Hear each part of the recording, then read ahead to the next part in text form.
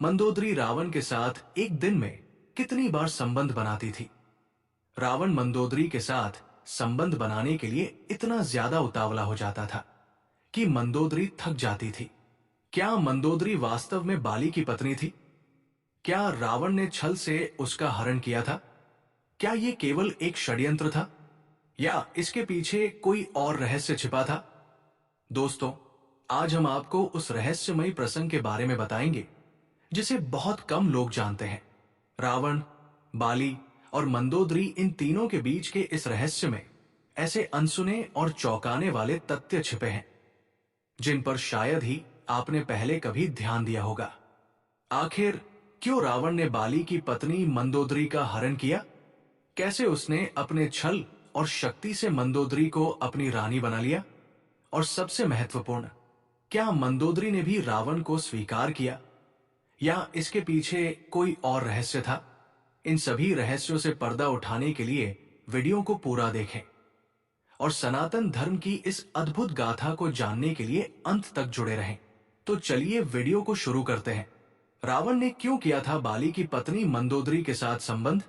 आप तो यही जानते हैं कि मंदोदरी रावण की पत्नी थी, लेकिन क्या वो वास्तव में पहले बाली की पत्नी थी?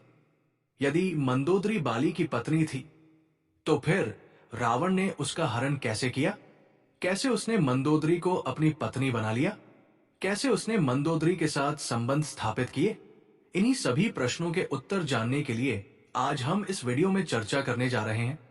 तो जुड़े रहिए हमारे साथ और इस कथा के रहस्यों को जानने के लिए वीडियो को अंत तक देखें। बात उन दिनों की है जब तीनों लोकों में दो महाबलशाली योद्धाओं की चर्चा होती थी। एक था लंकापति रावण, जो अपने अद्भुत पराक्रम से तीनों लोकों को जीतने के अभियान पर था, और दूसरा था किष्किंधा का अपराजय योद्धा बाली, जिसे स्वयं भगवान विष्णु का वरदान प्राप्त था। बाली को यह अद्वितीय वरदान प्राप्त था कि जो भी उससे युद्ध करेगा, उसकी आधी शक्ति बाली में सवत समाहित हो जाएगी।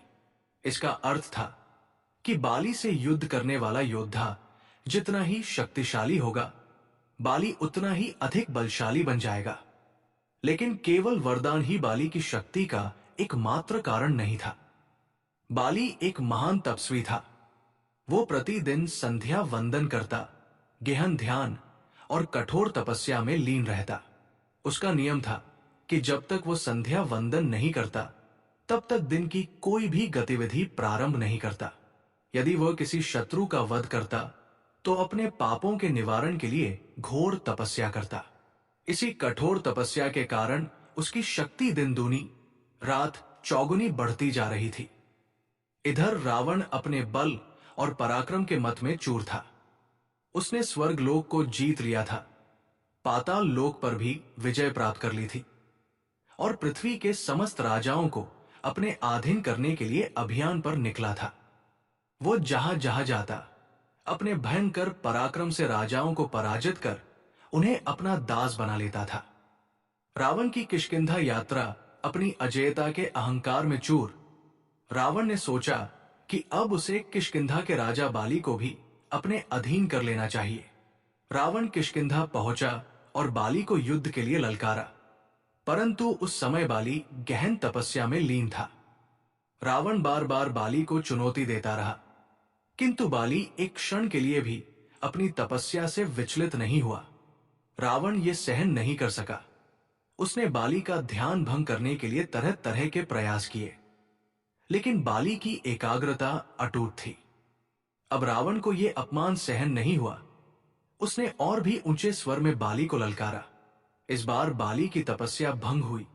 उसने धीरे से अपनी आंखें खोली और रावण को देखा, जो अहंकार में चूर होकर बार बार उसे युद्ध के लिए ललकार रहा था। बाली को क्रोध आ गया। उसने बिना एक क्षण भी गवाए रावण को उसके दशानन सिरों सहित पकड़ लिया। फिर एक ही झटके में रावण को अपनी कांख में दबा लिया। अब रावण की स्थिति दयनीय हो गई। उसने बचने के लिए पूरी शक्ति लगा दी, किंतु बाली की पकड़ से मुक्त न हो सका। वो छटपटाने लगा, किंतु उसका अहंकार चूर चूर हो गया। उसकी सारी शक्ति व्यर्थ सिद्ध हो रही थी। बाली ने बिना किसी प्रयास के रावण को अपनी कांख में दबाए रखा और अपनी तपस्या पुनः आरंभ कर दी। 6 महीने तक रावण की कैद। 6 महीनों तक रावण बाली की पकड़ में ही रहा। ना वो हिल सकता था, न ही कोई अस्त्र शस्त्र प्रयोग कर सकता था, और न ही अपनी मायावी शक्तियों का उपयोग कर सकता था। उसका पूरा अहंकार बाली की एक पकड़ में ही चूर हो गया था।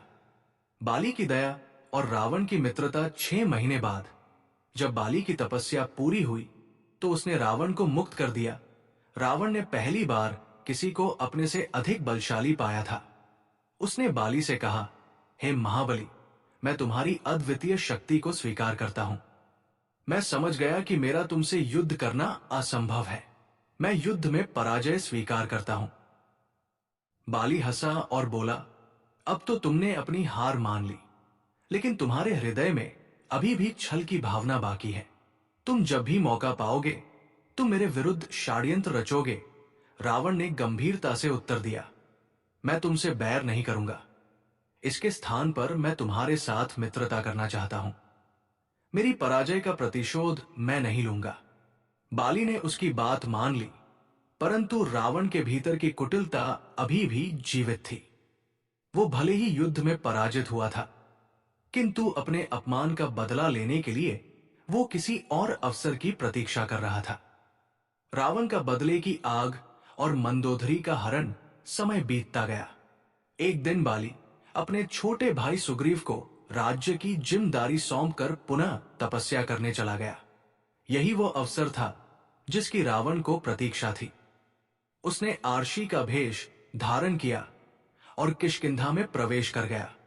बाली का यह आदेश था कि यदि कोई भी आरशी राज्य में प्रवेश करे तो उसकी सेवा करना अनिवार्य होगा। इसी कारण से जब आरशी भेष धारी रावण किष्किंधा पहुंचा, तो बाली की पत्नी मंदोदरी और उसकी देवरानी तारा ने उसकी सेवा करने का निश्चय किया। लेकिन उन्हें इस बात का जरा भी अंदाजा नहीं था कि ये कोई साधारण आरशी नहीं, बल्कि राक्षस राज्य रावण स्वयं था। और यहीं से प्रारंभ हुई मंदोदरी के हरण की रहस्यमयी गाथा।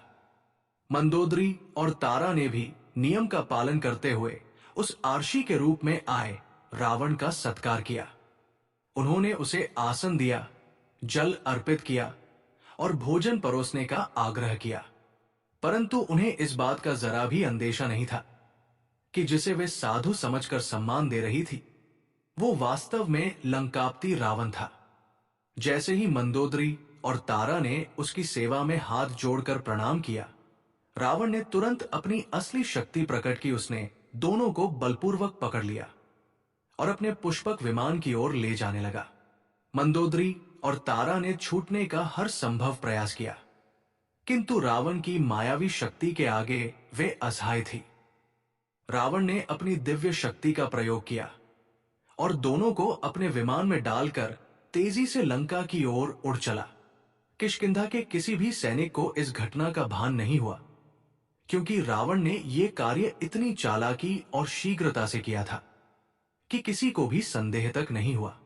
रावण के पुष्पक विमान में बैठी मंदोदरी ने देखा कि अब उसके पास शारीरिक रूप से बचने का कोई उपाय नहीं था, लेकिन वो केवल सुंदर ही नहीं, बल्कि अत्यंत बुद्धिमान भी थी।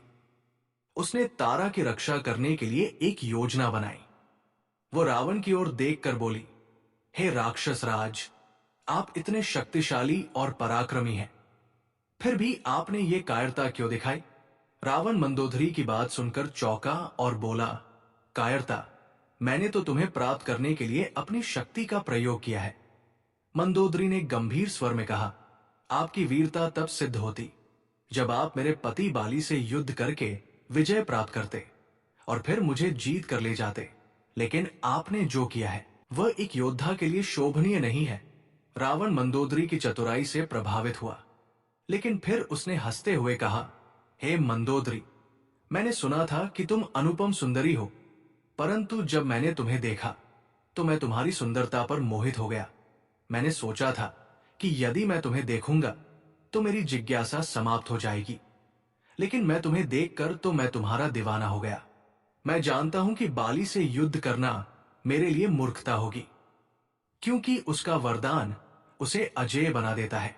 इसीलिए मैंने यहां मार्ग चुना और तुम्हारा हरण किया। युद्ध नीति हो या राजनीति, विजय प्राप्त करने के लिए हर संभव उपाय करना ही वास्तविक नीति होती है। मंदोदरी ने देखा कि रावण अपनी जीत को लेकर आत्ममुग्ध हो रहा था। अब उसने तारा को बचाने के लिए एक और युक्ति सोची। वो संयमित स्वर में बोली, हे लंकेश, अब जब आपने हमें हरण कर ही लिया है तो मैं आपसे एक विनती करना चाहती हूं। रावण ने उसकी ओर देखा और कहा, विनती? कैसी विनती? मंदोदरी ने अत्यंत गंभीरता से कहा, मैं आपकी शक्ति और पराक्रम को जान चुकी हूं, लेकिन मेरा विचार है कि यदि आप सचमुच इतने ही बलशाली और न्यायप्रिय है तो आपको अनावश्यक रूप से निर्दोष लोगों को कष्ट नहीं देना चाहिए। मंदोदरी ने कहा कि मान लिया कि तुम बलशाली हो और तुमने छल से मुझे अपने साथ ले जाने का निर्णय भी ले लिया है, लेकिन क्या तुमने कभी सोचा कि जब बाली तपस्या से लौटेगा और उसे ये पता चलेगा कि तुमने उसकी पत्नी का हरण किया है तो वो क्या करेगा? रावण मंदोदरी की बातों को ध्यान से सुन रहा था। मंदोदरी ने आगे कहा, बाली केवल एक पति नहीं बल्कि एक शक्तिशाली योद्धा और अपने राज्य का संरक्षक भी है। जब वो लौटेगा तो वो तुमसे बदला लेने के लिए अपने पूरे राज्य की सेना को लेकर लंका पर चढ़ाई करेगा। उस युद्ध में न जाने कितने निर्दोष सैनिक मारे जाएंगे, कितनी माताओं की गोद सूनी हो जाएगी, कितनी बहनों के सुहाग उजड़ जाएंगे और न जाने कितने बच्चे अनाथ हो जाएंगे। क्या तुमने कभी सोचा है कि तुम्हारी इस एक गलती से कितना बड़ा विध्वंस हो सकता है? रावण मंदोदरी की बातों को सुनकर थोड़ा विचलित हुआ, लेकिन फिर भी उसने गर्व से हंसते हुए कहा, मंदोदरी, मैं युद्ध से नहीं डरता। अगर मैं 6 महीने तक भी तुम्हें अपनी बना सका तो मुझे उसके बाद मरने का भी कोई भय नहीं है। मैं तुम्हारे बिना नहीं रह सकता। मंदोदरी मन ही मन मुस्कुराई। वो जान गई थी कि अब वो अपने चतुराई से इस संकट से बाहर निकल सकती है। मंदोदरी ने तुरंत एक नई चाल चली। उसने कहा, अगर तुम मुझसे इतना प्रेम करते हो तो मेरी एक शर्त माननी होगी। मुझे तुम्हारे साथ चलने में कोई आपत्ति नहीं, लेकिन मेरी बहन तारा गर्भवती है। क्या तुम्हें उसके अजन्मे बच्चे की जरा भी चिंता नहीं? रावण ने कुछ सोचा और तुरंत बोला, तुम्हारा तर्क ठीक है, मैं तारा को मुक्त कर दूंगा, लेकिन बदले में तुम मेरे साथ लंका चलोगी। मंदोदरी ने सहमति में सिर हिला दिया। रावण ने तुरंत पुष्पक विमान को मोड़ा और किष्किंधा के बाहर तारा को उतार दिया। अब मंदोदरी पूरी तरह से अकेली थी, लेकिन उसने हार नहीं मानी थी। रावण के मन में अभी भी असीम अहंकार था। मंदोदरी ने सोचा कि अगर वो इस अहंकार को ही इसकी कमजोरी बना दे तो वो खुद को बचा सकती है। उसने रावण से कहा, मैंने सुना है कि तुम्हारी गर्जना इतनी भारी है कि इसे सुनकर महिलाओं और पशुओं के गर्भ गिर जाते हैं। क्या ये सच है? रावण ने गर्व से उत्तर दिया, हाँ, ये सत्य है। मेरी गर्जना इतनी प्रबल है कि इसके प्रभाव से कई बार भूमि तक कांप उठती है। इस गर्जना को सुनकर न केवल भय पैदा होता है, बल्कि गर्भवती स्त्रियां भी इसे सहन नहीं कर पाती। मंदोदरी ने स्टेमित स्वर में कहा, अगर ये सच है तो मैं इसे सुनना चाहती हूं। मैं देखना चाहती हूं कि वास्तव में ये गर्जना कितनी प्रबल है। रावण को मंदोदरी की ये जिज्ञासा सुनकर गर्व महसूस हुआ। उसे लगा कि मंदोदरी अब उसकी शक्ति को स्वीकार करने लगी है। रावण ने पूरे बल से एक प्रचंड गर्जना की। उसकी भयंकर आवाज से पूरा ब्रह्मांड गूंज उठा। पृथ्वी कांपने लगी, पर्वतों की चोटियां हिल उठीं और आकाश तक उसकी ध्वनि गूंजने लगी। मंदोदरी इस गर्जना के प्रभाव को सहन नहीं कर पाई। मंदोदरी का गर्भ गिर गया और उसका पुत्र ने समय से पहले जन्म ले लिया। मंदोदरी जानती थी कि अब ये शिशु लंका में सुरक्षित नहीं रह पाएगा। उसने तुरंत रावण से कहा कि अब जब मेरा पुत्र समय से पहले ही जन्म ले लिया है तो मैं तुमसे विनती करती हूं कि इसे तारा के पास छोड़ाओ। ये अजन्मा शिशु निर्दोष है। यदि इसमें मानवता की कोई भावना शेष है तो इसे इसकी मां के पास लौटा दो। वो मंदोदरी से बहुत प्रभावित हो चुका था और जानता था कि वो उसे मना नहीं कर सकता।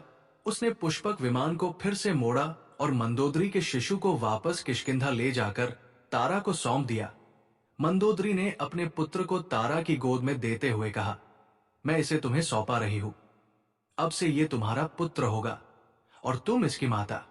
तारा की आंखों से आंसू छलक उठे। उसने मंदोदरी से कहा, लेकिन तुम इसे छोड़कर कैसे जा सकती हो? मंदोदरी ने गंभीर स्वर में उत्तर दिया, अगर मैं इसे अपने साथ लेकर लंका जाऊंगी तो रावण इसे स्वीकार नहीं करेगा। अगर बाली इसे लंका में जाकर पाएगा तो ये उसके क्रोध का कारण बनेगा। इसलिए इसे यही रखना ही उचित होगा।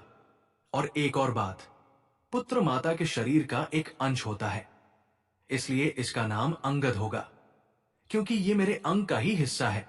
तारा ने शिशु को अपनी गोद में लिया और स्नेह से उसका माथा चूमा। मंदोदरी ने एक अंतिम बार अपने पुत्र को देखा और फिर बिना पीछे मुड़े पुष्पक विमान में चढ़ गई। अब वो लंका की ओर बढ़ रही थी, जहां उसका भविष्य क्या होगा ये अब भी अज्ञात था।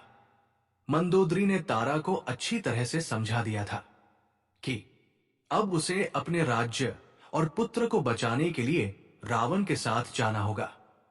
तारा ने आंसुओं के साथ मंदोदरी को विदा किया, लेकिन मन ही मन ये सोच रही थी कि क्या ये उसका अंतिम विदा है। रावण अपने पुष्पक विमान में मंदोदरी को लेकर लंका पहुंचा और वहां उसने मंदोदरी से गंधर्व विवाह किया। अब मंदोदरी लंका की महारानी बन चुकी थी, लेकिन यह विवाह मंदोदरी के इच्छा से नहीं हुई थी, बल्कि परिस्थितियों की मजबूरी थी। परिणाम स्वरूप मंदोदरी गर्भवती हो गई और रावण के पुत्र को जन्म देने वाली थी। उधर बाली ने 1 वर्ष की कठोर तपस्या का संकल्प लिया था, जो अब समाप्त हो चुका था। जब वो तपस्या समाप्त करके लौटा तो उसका हृदय प्रसन्न था। राज्य की जिम्मेदारी निभाने के लिए उसने सुग्रीव को धन्यवाद दिया और प्रेम पूर्वक अपने छोटे भाई को गले लगा लिया। सुग्रीव ने आदर पूर्वक बाली का स्वागत किया, लेकिन उसके मन में एक गहरी चिंता थी। वो जानता था कि जब बाली को यह ज्ञात होगा कि रावण ने मंदोदरी का हरण किया है तो उसका क्रोध सीमा पार कर जाएगा। और यही हुआ। जैसे ही बाली को यह समाचार मिला कि लंका का राजा रावण उसकी पत्नी मंदोदरी को बलपूर्वक अपने साथ ले गया है, उसकी आंखों में रक्त उतर आया और उसकी क्रोध आग में विकराल हो उठी। बाली ने बिना एक क्षण भी गवाया लंका की ओर कूच किया। वो पूरी गति से दौड़ता हुआ लंका की सीमा पर पहुंच गया और वहां पर पहुंचते ही रावण को ललकारा, हे रावण, मैं देखना चाहता हूं कि तू कितना वीर है। यदि तुझमें हिम्मत है तो बाहर आ और मेरे साथ युद्ध कर। लंका में बैठे रावण को जैसे ही यह समाचार मिला कि बाली उसके द्वार पर आ पहुंचा है, उसका हृदय भय से कांप उठा। बाली का पराक्रम और शक्ति वो पहले ही देख चुका था। वो जानता था कि बाली के सामने उसका टिकना असंभव है। इसलिए रावण भयभीत होकर एक महल से दूसरे महल में छिपने लगा। परंतु बाली कहां शांत बैठने वाला था। वो लंका के हर मार्ग पर घूमता रहा, हर गली में ललकारता रहा, रावण, यदि तू सचमुच वीर है तो बाहर आ। रावण की दशा ऐसी हो गई कि वो कभी इस कक्ष में तो कभी उस कक्ष में जाकर छिपने लगा। वो कोई उपाय नहीं खोज पा रहा था कि कैसे बाली से अपने प्राणों की रक्षा की जाए। मंदोदरी ये सब देख रही थी। वो समझ गई कि अगर बाली और रावण का सीधा टकराव हुआ तो पूरी लंका युद्ध की आग में जल जाएगी। न जाने कितने निर्दोष लोग मारे जाएंगे, न जाने कितने परिवार उजड़ जाएंगे। इसलिए मंदोदरी ने लंका को विनाश से बचाने का निश्चय किया। उसने रावण से कहा, यदि तुम सच में अपनी प्रजा के हितैषी हो तो युद्ध से पहले एक और उपाय करो। बाली को महल में आमंत्रित करो और उसे आतिथ्य देकर शांत करने का प्रयास करो। यदि वो भोजन ग्रहण कर ले तो उसके क्रोध को शांत किया जा सकता है। रावण पहले तो डर गया, लेकिन मंदोदरी के इस सुझाव पर सहमत हो गया। उसने बाली के पास दूत भेजा और उसे महल में भोजन के लिए आमंत्रित किया। बाली को जब संदेश मिला कि रावण ने उसे भोजन के लिए आमंत्रित किया है तो वो सोच में पड़ गया कि क्या यह छल है या सच में रावण की पश्चाताप की भावना है। लेकिन बाली अपनी शक्ति पर पूर्ण विश्वास रखता था, इसलिए वो महल की ओर बढ़ा।